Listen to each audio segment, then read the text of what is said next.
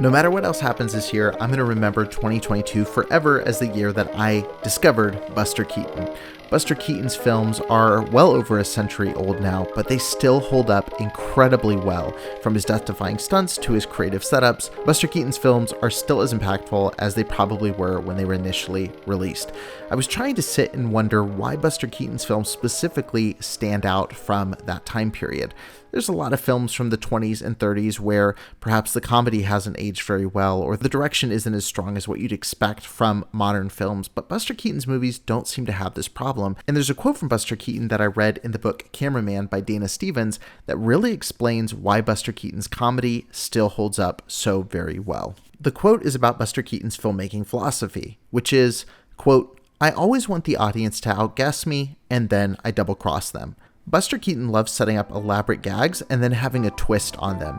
Look at this scene from 1 week. They're trying to move their house from one lot to another, and they get stuck on the railroad tracks. Now the setup is pretty simple. A train is coming, the house is stuck, will they be able to get it off in time?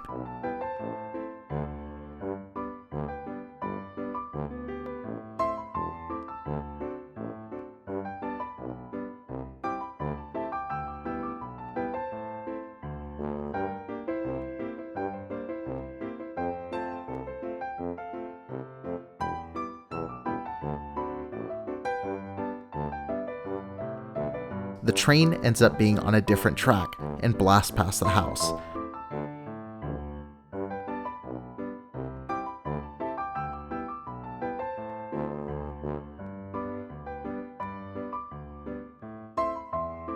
After they breathe a sigh of relief, another train comes unexpectedly from the other side of the screen, smashing it to bits.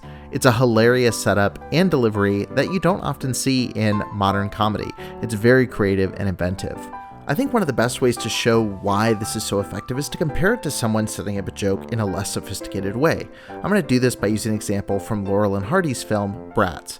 Now look, I'm not here to pick on Laurel and Hardy. They've made some really creative films themselves. I love The Second 100 Years and I think it's a really creative piece of filmmaking. But here is a simple joke structure set up in Bratz that I think presents a pretty typical way of delivering a joke. Now in this scene, they're trying to get their children, played by themselves, to go to sleep.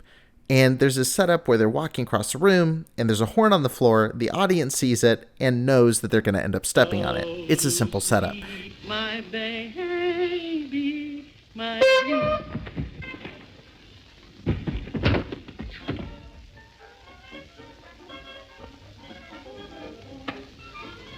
Will you go to sleep?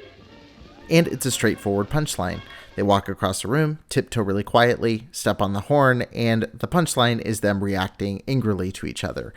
Now, this is a funny joke, but it doesn't elicit the same laughter as having that suspense and build up to a joke and then having this double-crossing moment that Keaton talks about. I think moments like these are the reasons that Keaton's films stand up so well, and I want to know from you, what's your favorite Buster Keaton moment? Drop it in the comments below, and if you like this video, be sure to subscribe. I'm going to be talking more in depth about different films and interviewing amazing filmmakers, film critics, authors, and more. Thanks so much for watching.